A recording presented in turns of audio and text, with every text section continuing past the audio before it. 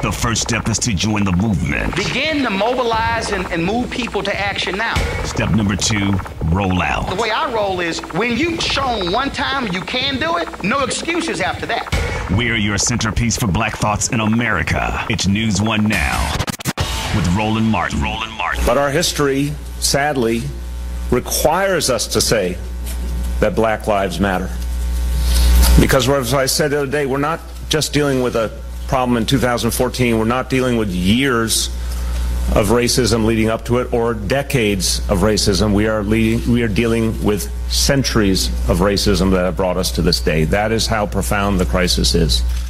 That, of course, was New York Mayor Bill de Blasio yesterday speaking about the grand jury decision that came down when it came to Eric Garner. We had booked Gary Owen to talk about his upcoming comedy special on the show. And when he hit me up about it, he said, man, I would love to comment on the Ferguson. But then all of a sudden, the Eric Garner decision came down. And as a reason, I said, before we actually canceled our comedians, I said, no, Gary's actually going to stay. For a couple of reasons. First of all, reason we played that as well. Gary Owen. I call Gary Black America's favorite white comedian. We always have a good time with that. Gary, what's interesting is why I wanted to play that. Bill de Blasio yesterday talked about having a biracial son. That guy does? Yeah, his wife is black. Didn't know that. And yesterday he talked about that. Your wife is black. You have 3 kids, son and daughter with her, older son. You have a biracial son. You have to have that same conversation that Bill de Blasio has. And not only that, you used to be a cop. Yeah, I've seen it from both sides. You know what I mean? And I think what it is, and especially the Eric Garner case, if you turn the volume down, it's literally like one of those internet viral videos where some guy's getting jumped because that cop was kind of waiting in the wings, and he just pounced on him. And then he tried to take his body weight and lean back with him. It was basically a UFC hold that is designed to choke you out. Guys tap out in the UFC for that type of stuff. And me being, a lot of people don't know I was a cop in the military. I've seen from both sides. And I'll give you 2 examples of dealing with black guys. One, I pulled a guy over, and the same thing, they were both DUIs. One guy I pulled over, I gave him the sobriety test, he failed it. He's crying. He's like, and I was like, I go, dude, it's not that bad. And he was just like, I've disappointed my family. My brother looks up to me, blah, blah, blah. I took him home. Didn't give him the DUI. I took him home. I parked his car. I gave the keys to his dad, and I just told him, hey, his car's parked over here. Come pick it up. So the guy got off because of how he reacted. Let's give another case where I pulled a guy over. He pulled up on the sidewalk. So I was like, he clearly was drunk. Right. So when I told him to roll down the window, and keep in mind, I didn't like doing paperwork. I let a lot of guys go, right? I was going to let him go. I was going to do the same thing. Like, just all he kept saying was, I'm a black man without a record. I'm a black man without a record. I go, I didn't know you were black. Your windows were tinted when I pulled you over. You know what I mean? But he would not let it go. I had to arrest him because he caused such a scene.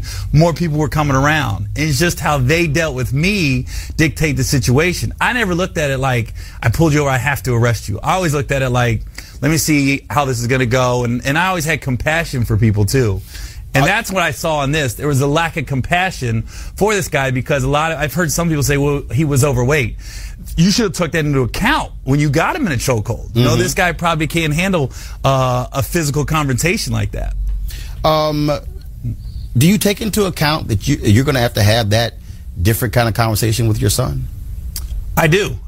And we always say how you can disarm a situation is be extra polite. Go in there expecting the worst, but hoping for the best. But you just, no matter what the cop says, you just gotta say yes sir, no sir, yes ma'am, no ma'am, because you can fight it later. And here's what I think drives a lot of black folks crazy. White folks at a pumpkin festival lose their mind. I mean, they are jumping on cars, tearing stuff up over pumpkins. Right. San Francisco wins the World Series. They are busting out the windows of buses and all kind of stuff, setting cars on fire. Ain't nobody telling the white kids, we question who their fathers are and there's acts of violence or whatever. That's the struggle, I think, for a lot of African Americans that we have to be so polite and so extra careful, as opposed to, no, why don't you just treat folks fair? Right, right. I mean, you should respect everybody. So when I tell my son, when the cop pulls you over, if you get pulled over, be extra polite. Have you also told him, look, keep both your hands on the steering wheel, don't make any move? I mean, have you literally had to walk through that stuff? I have, but also they're very aware, and I've had discussion with my wife, of the neighborhood we live in too, because it is also a social thing. Like, we don't live in a bad neighborhood. So if a cop pulls him over in my neighborhood, chances are he probably knows he lives in that neighborhood. His guard isn't gonna be up as much. Whereas if you look at the Ferguson case, look at the neighborhood where it took place in. You know what I mean? And two things I will say, and I did want to talk about Ferguson a little bit, because there is no video on it. Right. But what killed me about that case is I don't know too many people that get shot and then run back to the guy that just shot him. I don't know too many people that would do that. And also, two things that I know didn't happen in that case. I know Officer Wilson wasn't very polite when he told him to move out of the sidewalk. And on the other end, I know Mike Brown didn't say, yes, sir, and walk to the side. So in that aspect, me being an ex-cop, I was like, that situation probably escalated and just got out of control fast, where it could have been squashed immediately if Officer Wilson would have politely asked him to get on the side of the sidewalk, or if he would have answered play. As a comedian, how do you deal with that when this is what the public is talking about, and you incorporate this kind of stuff in your act? It's tough right now. It's so raw. I'm staying away from it right now in my act, because it is so raw, and my fan base is predominantly a black fan base. You know what I mean? And it's funny, even when I go on social media and I made a comment about the Ferguson case first, I made a comment saying, do I think Mike Brown should have been killed? No. Do I think he was completely innocent? No.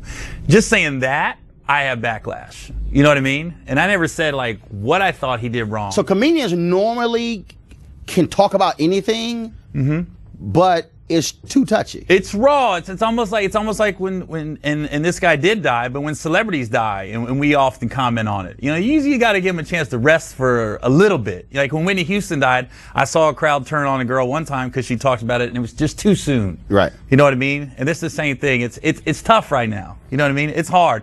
I commented on my show last night about it a little bit, and all I said was, if you go by the media, I can see how some white people that aren't around a lot of black people can be scared of black people somewhat. You know what I mean? But with me growing up, I grew up in a trailer park. I went to an all-white school. Only black guy I knew was the dude that drove the ice cream truck, Sonny. Sonny was cool. If you was a nickel short, he'd still give you the ice cream. It's the only guy I knew. So when I moved to D.C. at 17 in the military, I got stationed right outside of Southeast Anacostia, Berry Farm Dwellings. I was just walking around the neighborhood like I didn't know I wasn't supposed to be there. I didn't know that was one of the worst hoods because I was so naive. Because I wasn't worried about black people because I thought of the ice cream truck driver. That's the only black guy I knew. Wherever you are, we are your centerpiece for Black Thoughts in America. It's News One Now with your host, Roland Martin.